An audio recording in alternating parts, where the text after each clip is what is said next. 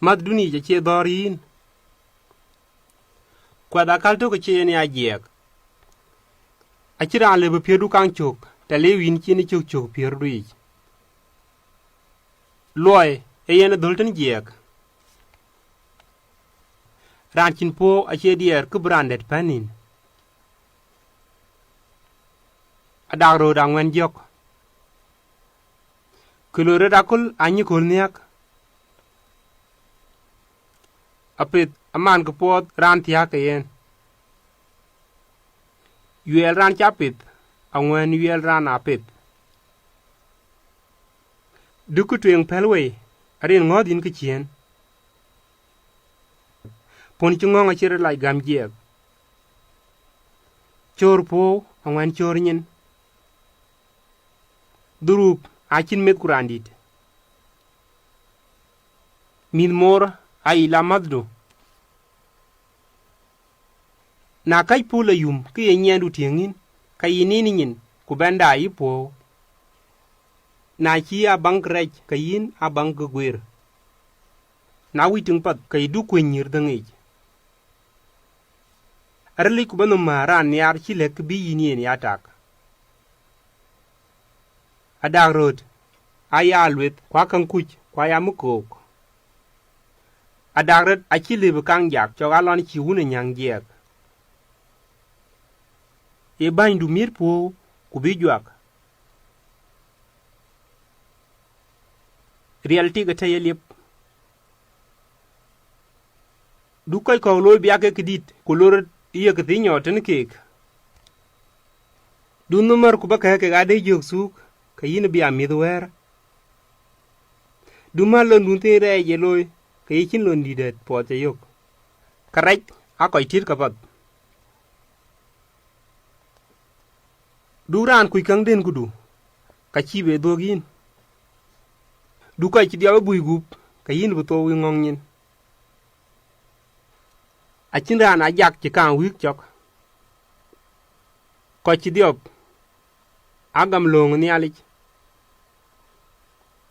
Koy chidiop angay roten yin kutin war kor kek. Kuran kor, achingay tabian yin tinakolda. Yain tok, ale bulwet yuwit. Dor, e wij mier po, kutong e wij dor. Ngong e yipen kulo irindun. Di yok, elon chinik bany. A ter kok, ay ran yop, kwa ter kok, ay yop. Tak nyodik te chi yin pach. Palwet pin te chi yin rok. Duro bedok te chi yin rot kweng. Te chi yin tuk jam, itak ke chalwelej. Ran chinenum, eret pir kangij. Ade joga deng, ku jiem ka pay, kwa nyin pel. Mida bun, achida ngeng, kwa lim, kwa ben bina jiek, kuya ka banya kolda. Duri ben chuku dunyae, ni alik, e yen dit. Taki jin wet gwa dunum, kong dedik. Taki nyiki dang gwa lej, kong niar. Palwer pinteran aterdu, kudunum marien. Taki jin gwa gat, kong tak. Taki jin gwa tak, kong e gwa palping. Taki jin gwa jam, kong yitak. Angwen kubaya lay, telon bini arana dagret. Ta nier ina pay ka yina rema pay. Ta yen nier tiang du, e yen te yen nier miet go. Ran cha ter ngich, a che ba diara ter. Denge ting ten nyen randa, e yen denge koi kok ting ten yen. Pin num, e yi toy tar ko wich. Du randa man, a che yini chaga. Chok adang chol chide chibel.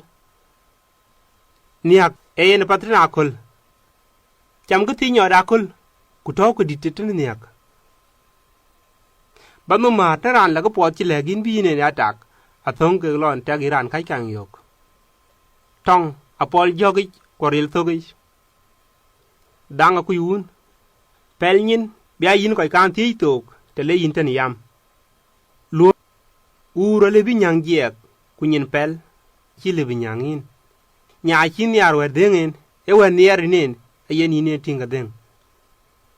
Nier chin met kurandit. Ke chi pianu nieri ne yen niar. Koi ping ping wede koi kek.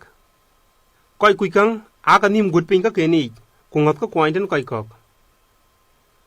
ran kuj mai ti ga to ko di tiang du ye tut bu diop chol ye dor akudic kuduro chol ye dier akut koy kuj ka ngarun maj ki ko wich dunya niar rin kai ken niar rin dang de kutene luiden ni ran kuj ka che chut dukudu de ran kuj kan rin cheni belej ku gogtin angwen ku baya loñ telon bi ni aban kuj kan angwen ku baya tik telon bi na muncin wadi angwen ku bangong telon bi nak jagdu bot ga danga mat ku bangi tok ku du loy rany bi ci loy tok ku pot ca loy e yiti twing chwera ngwen pet angwen ku baga dang jok raj ku tok pat telon bi ne jok pat ku tok raj yek koy kuj kan ani arlon bi ga koñ ku ci koy koñ ran kuj kan e tuy pierde ran kuj kan a che ga den ci tiane po muk choga lonen kana gen du kan kuj ku boron ngom kliu ka yin ti ku bi koñ tamnya dol juj ta kijine gwat yak ngij lona da wad ye tiglwel a che yen ki ye loy ni ra de jok e to wo ko nyana li ma ngwana de jok duran gam ka kene ka lwel gam ka kene ka loy ka ye poran wi pinum a to go bal ko gumiet ki ye nya legu e ki kan le munda siazin aro lang bi chera ber ta wi ke ga ban kwa chin da man da chi ga ban yok tinin angwen ku baya chwar bai pandun talon bin kai kunok